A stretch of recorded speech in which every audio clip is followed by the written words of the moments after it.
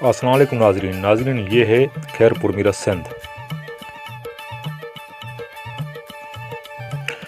जो पूरी दुनिया में मशहूर है इन खजूर की वजह से।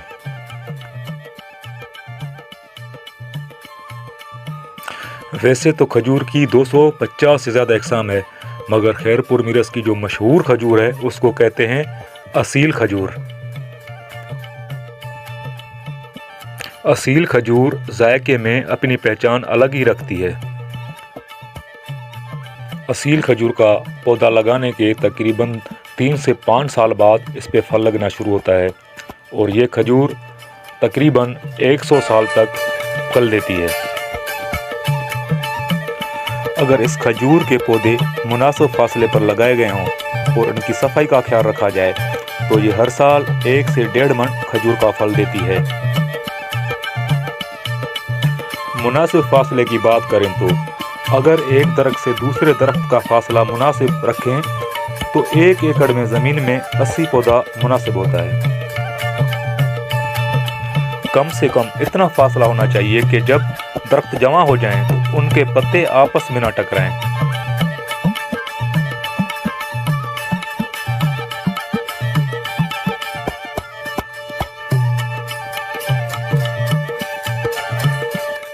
अप्रैल के आखिर में या मई के शुरुआत में खजूर पे फल लगना शुरू हो जाता है। अभी जो आप स्क्रीन पे मुलाहजा कर रहे हैं ये खजूर पे नया लगने वाला फल है और फल तकरीबन अगस्त तक तैयार हो जाता है। उसके बाद खजूर से फल को काट कर उतारा जाता है।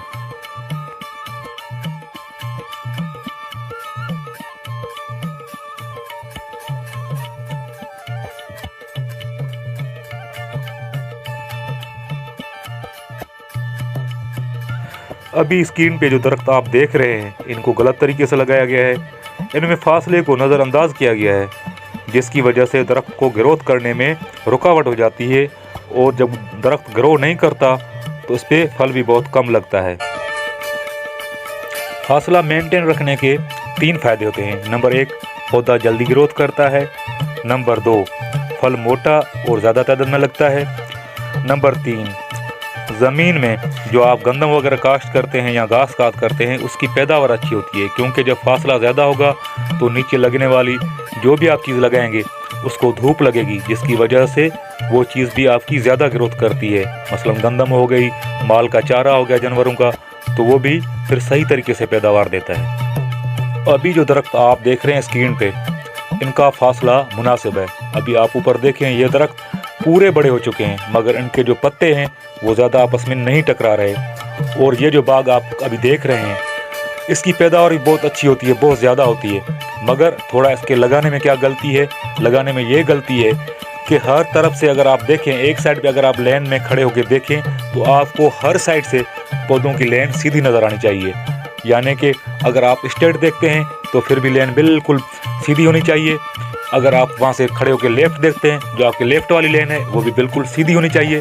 इसी तरह राइट वाली लेन भी बिल्कुल सीधी होनी चाहिए। अभी जिस तरह आप ये देख रहे हैं कि आगे पहली जो मैंने जहाँ पे मैं खड़ा हूँ इससे आगे जो खजूर हैं वो बिल्कुल एक दूसरे के सामने हैं, मगर ये भी जो बाग है वो मेंटेन के हिसाब से सही तरीके से नहीं रखा गया और ये मेरे सामने तकरीबन इसको अभी 20 साल से ऊपर हो गए हैं। ये अपनी ग्रोथ नहीं कर रहा सही तरीके से, क्योंकि इनके आपस में पत्ते लग रहे हैं। फल लगने से तकरीबन कुछ दिन पहले और फल उतारने तक 4 काम होते हैं जो लाजमी होते हैं। सबसे पहला काम होता है खजूर की सफाई करना। नीचे ज़मीन की सफाई की जाती है जहाँ पे खजूर का पौधा होता है। फिर ऊपर की सफाई की जाती है, इसमें जो इसके वेस्ट पत्ते वगैरह होते हैं, इसके ऊपर बड़े बड़े कांटे होते हैं, ये आपको नज़र भी आते होंगे। खजूर के ऊपर ये कांटे, ये बहुत जहरीले कांटे होते हैं, तो इनकी सफाई लाजमी होती है ताकि बंदा ऊपर आराम से चढ़ सके। सफाई के बाद फिर नर लगाया जाता है। अभी नर क्या होता है, कैसे लगता है, इंशाल्लाह जल्द मैं उसकी भी वीडियो बनाकर आप लोगों के सामने पेश करूँगा। तीसरे नंबर पर फल की सेटिंग होती है। ठीक है, जब फल लग जाता है तो कोई गुच्छा किधर होता है, कोई किधर होता है, तो सब गुच्छों को एक लाइन में किया जाता है। चौथे नंबर पे खजूर की कटाई होती है जो बहुत मुश्किल होती है, वो भी इंशाल्लाह जब कटाई का टाइम आएगा तो मैं दिखाऊंगा। हर चीज़ खजूर के मुतालिक इंशाल्लाह आपके साथ शेयर करता रहूँगा, मगर इससे पहले अगर आपने मेरे चैनल को सब्सक्राइब नहीं किया तो काइंडली सब्सक्राइब कर लें, बेल आइकन को दबा दें और वीडियो को पसंद कर दें। ये आपकी तरफ से क्या होता है, एक हौसला अफजाई होती है, हमारे लिए एक प्यार होता है, हमारे लिए एक मोहब्बत होती है, हमारे लिए एक इनाम होता है। तो अभी दीजिए मुझे इजाज़त। अल्लाह ताला आपको खुश रखे, आपकी फैमिली को खुश रखे, आपके दोस्तों को खुश रखे। अपना ख्याल कीजिएगा, अपने बच्चों का ख्याल रखिएगा और सबको दुआओं में याद कीजिएगा।